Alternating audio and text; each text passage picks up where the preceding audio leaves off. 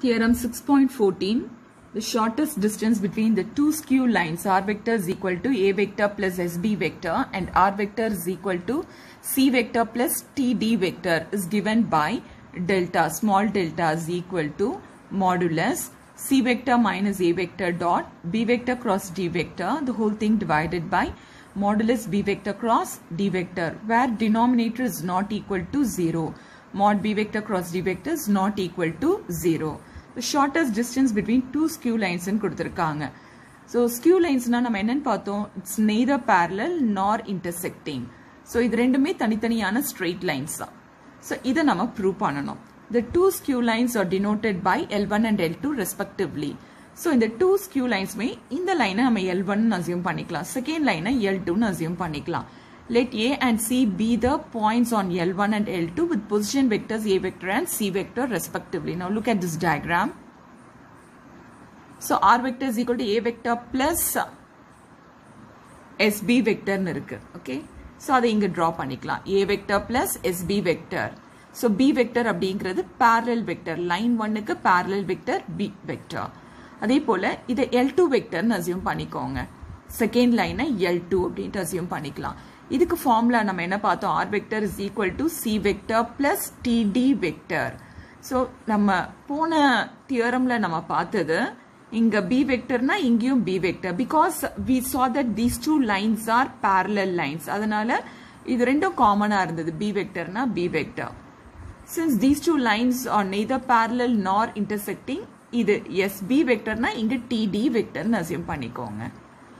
So இதுக்கு parallel vector ன்றது B vector, L2 க்கு parallel vector அப்படிங்கிறது D vector அப்படின்ட்டு assume பண்ணிக்கலாம். From the given equations of skew lines, we observe that L1 is a parallel vector parallel to the vector B vector and L2 is a parallel to the D vector. So B vector cross D vector is perpendicular to the lines L1 and L2.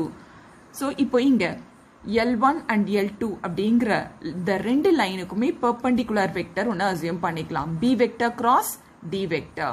So L1 and L2 இந்த two straight linesக்குமே perpendicular இருக்கிற மாதிரி ஒரு line, அதுதான் என்னது B vector cross D vector. So already நீங்க பார்த்திருப்பீங்க, say this is A vector and B vector.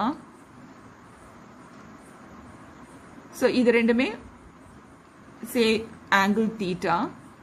இப்போ இந்த லைனை நம்ம என்னன்னு சொல்லுவோம்னா இதுக்கு பெர்பெண்டிகுலரா இருக்கு, அதாவது இங்க நான் டிரா பண்ணிருக்கல இந்த லைன் A வெக்டருக்கும் பெர்பெண்டிகுலரா இருக்கு, B வெக்டருக்கும் பெர்பெண்டிகுலரா இருக்குன்னா இந்த லைனை நம்ம A வெக்டர் கிராஸ் B வெக்டர்னு எழுதலாம், A vector cross B vector அப்படின்னு எழுதலாம்.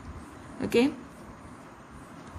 so we can write a perpendicular to L1 and L2, இந்த ரெண்டு லைனுக்கும் பெர்பெண்டிகுலரா இருக்கிற மாதிரி B வெக்டர் கிராஸ் D வெக்டர்னு அஸ்யூம் பண்ணிக்கலாம். Let SD be the line segment perpendicular to both the lines L1 and L2. So நம்ம எப்பவுமே distance find out பண்ணணும் அப்படின்னா ரெண்டு straight linesக்கு நடுவுல இருக்கிற distance நம்ம obtain பண்ணணும் அப்படின்னா perpendicular-ஆ இருக்கணும். So நம்ம இந்த perpendicular line SD ட்டு assume பண்ணிக்கலாம், இது perpendicular-ஆ இருக்கு, இது delta அப்படின்ட்டு assume பண்ணிக்கலாம். நிச்சயமா இந்த ரெண்டு லைனுக்கும் perpendicular-ஆ இருக்கிறது ஆல்ரெடி நம்ம B vector cross D vector அப்படின்னு பார்த்தோம். Then the vector SD vector is perpendicular to the vectors B vector and D vector and therefore it is parallel to the vector B vector cross D vector assume பண்ணிக்கலாம். இப்போ SD delta இந்த distance தான் நம்ம obtain பண்ணணும். Now you can see that இங்க SD vector அப்படிங்கிறது length SD vector எப்படி இருக்குன்னா the projection of AC vector on SD vector, the projection of AC vector on SD vector. So இங்க இருக்கு பாருங்க, mod SD vector is the absolute value of the projection of AC vector on SD vector. So already last year நீங்க ஒரு formula படிச்சிருக்கீங்க, projection of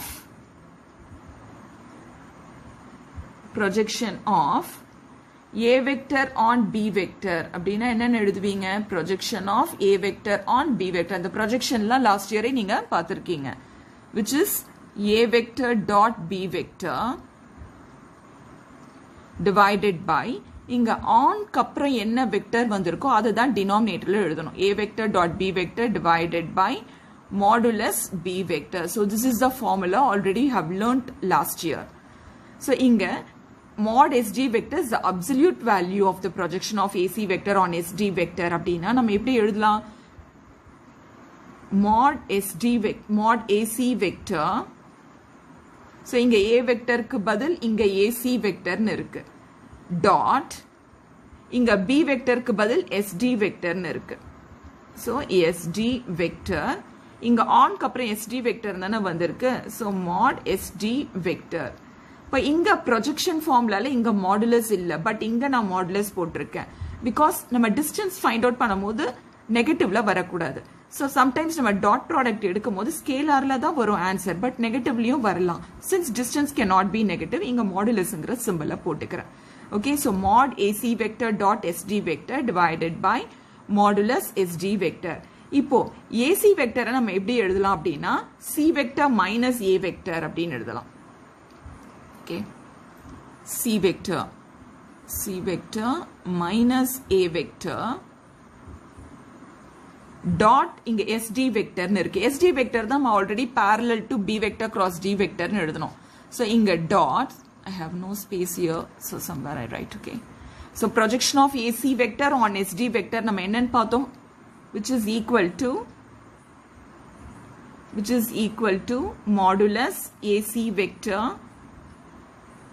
dot SD vector divided by modulus SD vector இது projection க்கு formula which is equal to mod AC vector நம்ம எப்படி எழுதலாம் mod C vector minus A vector